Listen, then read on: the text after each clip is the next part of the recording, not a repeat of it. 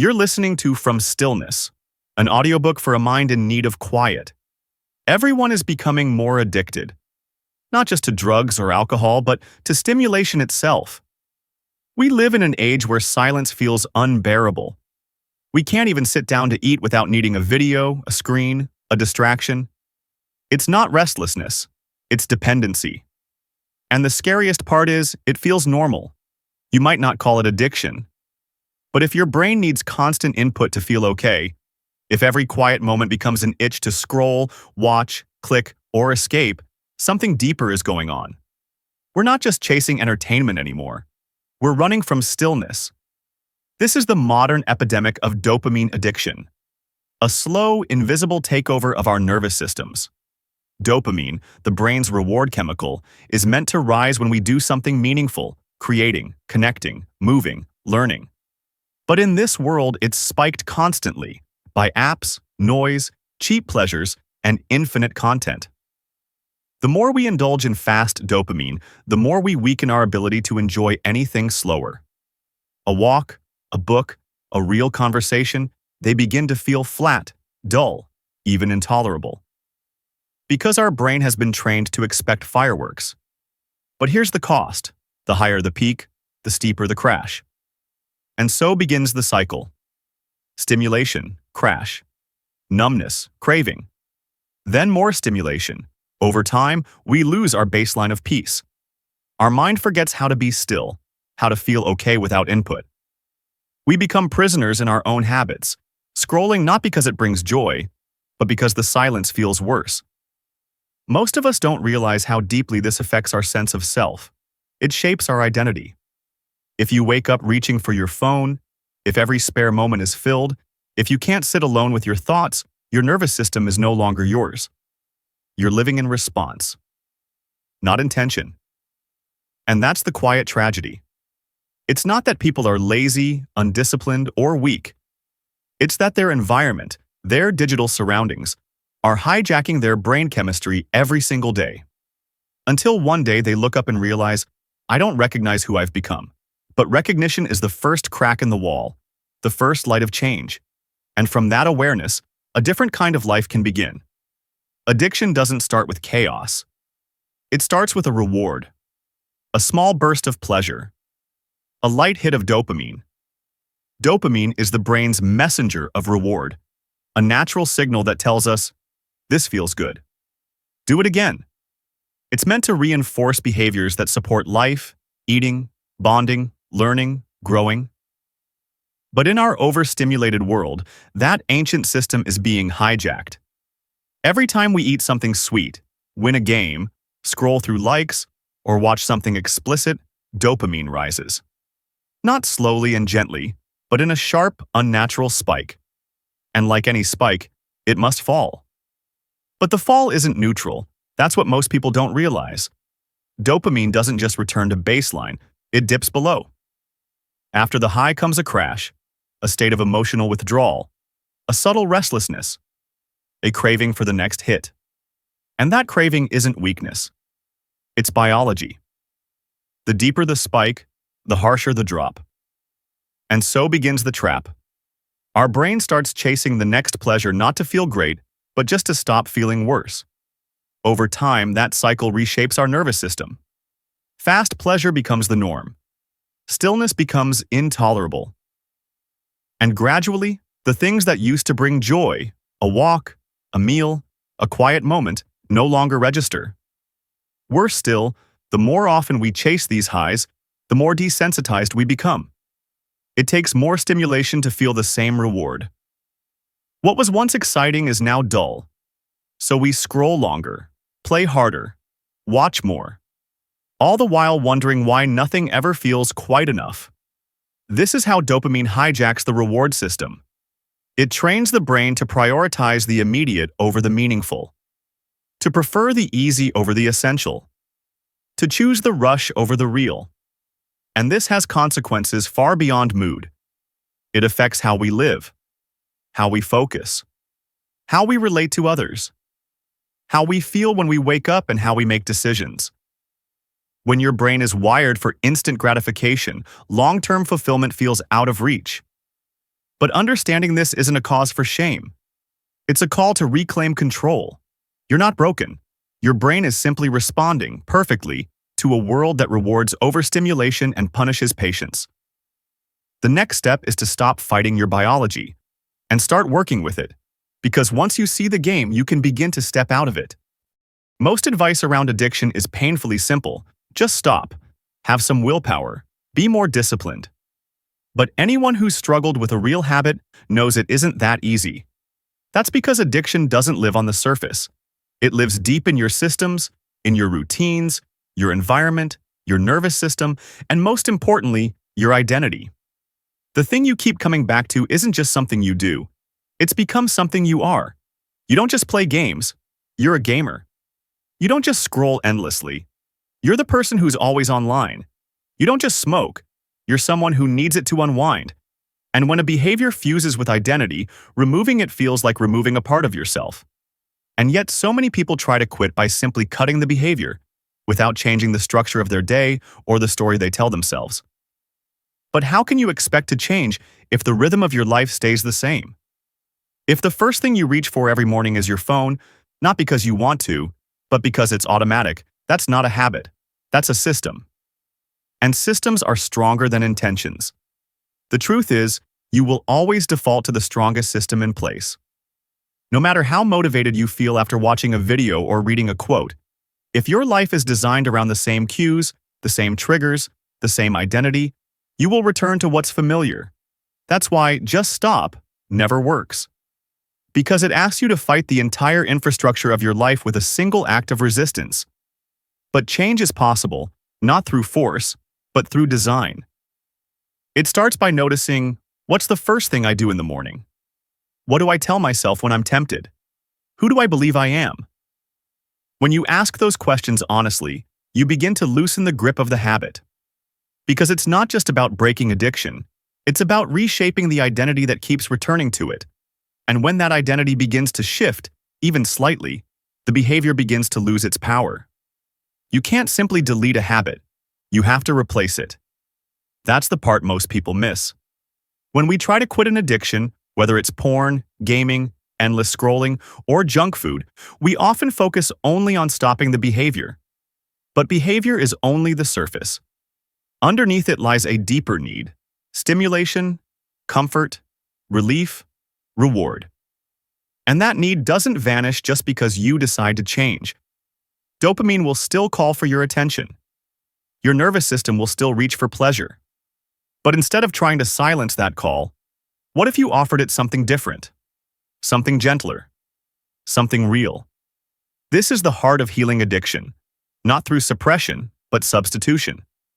Not by forcing yourself to endure endless boredom or gritted teeth discipline, but by offering your mind a better place to rest. That's what recovery really means: giving your system an alternative source of dopamine that nourishes instead of numbs. For some, that may be fitness. Moving your body, feeling strength return to your limbs, watching your own consistency become visible. For others, it might be drawing, journaling, yoga, walking in nature, reading, activities that offer slower, subtler, but far more lasting forms of pleasure. These choices don't just distract you, they rewire your brain. They remind your nervous system that not all joy has to come in spikes. Some can rise slowly. Some can stay. The key is not perfection. You don't need to instantly become a monk or a productivity machine. You just need to tilt the balance even slightly towards things that sustain rather than consume. This process takes patience. Because at first, those slower joys won't feel satisfying. Your brain, used to constant spikes, will find stillness boring. Reading will feel dull. Exercise will feel like effort. That's not failure, that's withdrawal.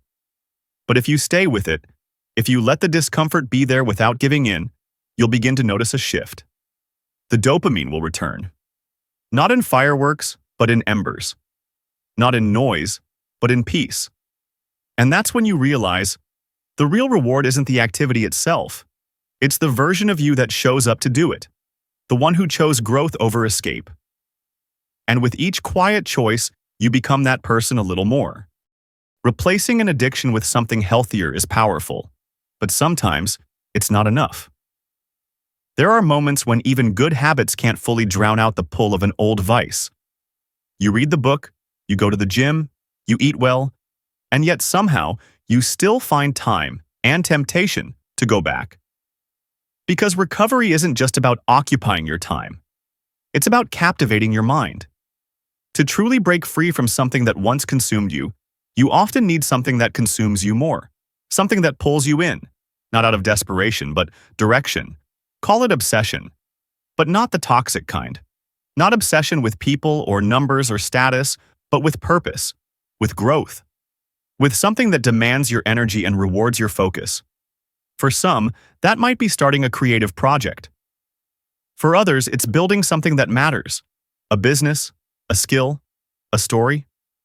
It could even be a simple personal goal, becoming stronger, calmer, more present. The specifics don't matter. What matters is that it gives you a reason to wake up with intention, a reason to choose something better. Because addiction doesn't just fill time, it fills mental space. And if you don't consciously fill that space with something meaningful, the old habits will return to occupy it. Obsession, in this context, becomes your ally. It's the mental saturation that makes relapse less likely, not because you're fighting the bad habit, but because you simply don't have space for it anymore. Your mind is elsewhere, focused, engaged. You stop needing to resist the urge, because the urge is no longer at the center of your world. This is why exploring new interests and following them fully is such an overlooked part of healing. It gives your brain something new to latch onto, something fresh to learn, something that redefines who you are and what you care about. And when your obsession starts to feel more rewarding than your old escape ever did, that's when the shift becomes permanent. Not because you forced change, but because you found something better to become. The urge always comes back. No matter how strong your intentions are, no matter how well your day is going, out of nowhere, it arrives. A thought, a craving, a pullback toward the thing you promised yourself you'd outgrow. And most of us try to fight it. Don't think about it, resist it, push it down. But in doing so, we give it more power. The more we wrestle the thought, the more space it takes up in our minds. Resistance becomes attention. Attention becomes obsession. But what if we didn't resist? What if, instead of focusing on not doing the bad habit, we gently redirected our attention towards something that made us feel safe, grounded, and whole? This is the subtle art of emotional anchoring. The practice of turning away from the craving, not through force, but through memory, through feeling, through imagery that reconnects you to who you truly are beneath the compulsion. It could be a moment from your childhood, a swing in the garden, your parents' laughter, the smell of rain on your old street, something that brought you peace before the world became too loud, something that reminds you, you weren't always like this. You don't have to stay like this. In that pause, in that redirection, the urge begins to lose its momentum. Not because it vanishes, but because it's no longer being fed. And if you practice this often enough, something remarkable happens. You create a space between the craving and the action, a tiny window, a breath. And inside that breath is choice, real choice, the kind that addiction once stole from you. You're not fighting anymore, you're remembering. And the more often you remember who you were and who you're becoming, the easier it is to step past the moment without collapsing into it. This isn't about willpower, it's about presence. You're not running away from something. You're returning to something gentler, something truer, something still. Most addictions don't begin as pleasure-seeking. They begin as pain avoidance. We turn to fast dopamine, the scrolling, the games, the adult content, the substances, not because they're joyful, but because they help us escape a moment we don't want to feel. A feeling of loneliness, meaninglessness, restlessness, or just the heavy, invisible fog of mental fatigue. And so the question isn't just, how do I stop escaping? It's, what am I trying to escape from? Because if your mind is constantly looking for a way out, then something inside isn't being cared for. Addiction becomes a coping mechanism, a way to smother discomfort rather than understand it. And if we never look beneath it, we end up treating symptoms instead of root causes. That's why improving your mental health isn't just helpful, it's essential. When you feel well, emotionally steady, connected, clear, you don't need to chase pleasure to feel okay. You're already okay. The urge to escape fades, not because you forced it away, but because you're no longer in pain. And healing mental health doesn't have to be dramatic or overwhelming. It starts in small, almost invisible moments. Sitting still with your thoughts for 5 minutes a day. Going for a walk without your phone. Being kind to someone for no reason. Noticing something beautiful and letting it affect you. Drinking enough water. Stretching your body. Being grateful, quietly, for something ordinary. These aren't solutions, they're signals. Signals to your nervous system that you are safe, present, and alive. And the more often you send those signals, the less urgently your brain feels the need to run. This is how recovery grows, not through big breakthroughs, but through quiet reinforcement. A consistent message to your mind, we're okay now. We don't need to run anymore. Addiction taught you to numb yourself. But healing invites you to feel again. Not the chaos, but the calm. Not the noise, but the clarity. And that clarity becomes a home. One that addiction can't survive in. Because when you take care of your mind, you take away the reason you ever wanted to escape it. At some point in your healing journey, you stop asking, how do I quit this habit? And begin asking, who am I becoming? Because real lasting change doesn't come from endless self-discipline. It comes from identity. We act in line with who we believe we are. And as long as you see yourself as the addict, the procrastinator, the one who always fails, then every effort to change will feel like pretending. But what if you stopped identifying with the habit?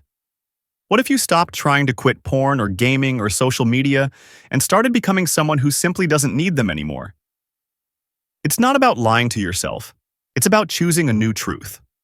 One that matches the person you want to grow into, not the person you've been repeating. This shift often happens in quiet moments. When you fall in love and realize you want to be the kind of person who is fully present, fully alive. When you get sick of your own excuses. When you picture a version of yourself you'd actually be proud to wake up as, not one at war with their habits, but one at peace with their values. And that imagined self begins to shape your actions. Not out of fear, out of alignment. You stop asking, how do I quit this? And start asking, would the person I'm becoming do this? If the answer is no, you simply move on. Not perfectly, but deliberately. Not because it's a rule, but because it doesn't match you anymore. This is the quiet superpower of identity. You don't have to fight the old version of yourself. You just have to keep becoming the new one decision at a time. You are not your urges. You are not your history. You are not your lowest moments. You are the person you decide to become, again and again and again. And once you believe that deeply enough, the habits that once defined you begin to fall away. Not because they were conquered, but because they no longer belong to who you are.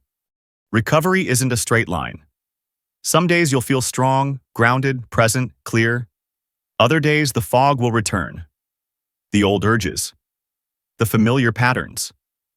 And despite all the progress, you might find yourself slipping back into what you thought you'd left behind. This is relapse. And if you're not prepared for it, it can undo you. Because what often hurts more than the act itself is the story we tell ourselves afterward. I've ruined everything. I'm back to square one. I'm a failure.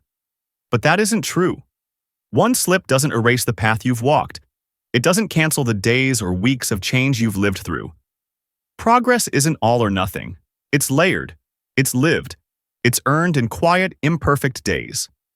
And one moment of weakness doesn't strip you of your strength. What matters most after a relapse isn't punishment. It's perspective.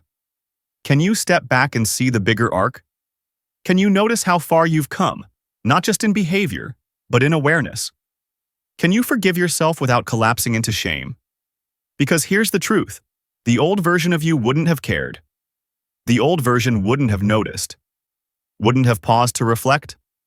The very fact that this slip hurts means you've changed. So when it happens, when the habits return for a moment, don't spiral. Don't start over. Instead, continue. Pick up where you left off. Breathe. Learn. Adjust. Set a new goal, one day longer, one step further. Let the setback become part of the story, not the end of it. Relapse isn't failure, it's feedback. It's a reminder that healing isn't about perfection. It's about consistency. It's about direction. It's about who you're becoming, not just when you're winning, but also when you fall and choose to rise again. And you will rise again. Stronger this time, wiser, softer with yourself, clearer about what matters. Because you're not just quitting an addiction. You're building a life. And lives, real, meaningful lives, are always built through practice, not performance. Addiction isn't just about substances or screens, it's about the way we try to escape ourselves. In a world that overwhelms our senses and rewards distraction, we've been trained to chase instant pleasure and avoid discomfort at all costs. But true freedom doesn't come from fighting urges, it comes from understanding them. It comes from learning how the brain works, how identity shapes behavior, and how small daily choices quietly build a different life. The real shift begins when we stop asking, "How do I quit?" and start asking, "Who do I want to become?" Recovery is not about perfection, it's about awareness. Replacing quick dopamine hits with slower, more meaningful joys. Redirecting urges with memories that ground us. Rebuilding mental health so we no longer need to escape. Every relapse, every urge, every quiet victory, it all belongs. Because healing isn't a destination, it's a practice. And in that practice, we rediscover something deeper than self-control, self-respect. The kind of respect that says, I deserve a life I don't have to run away from.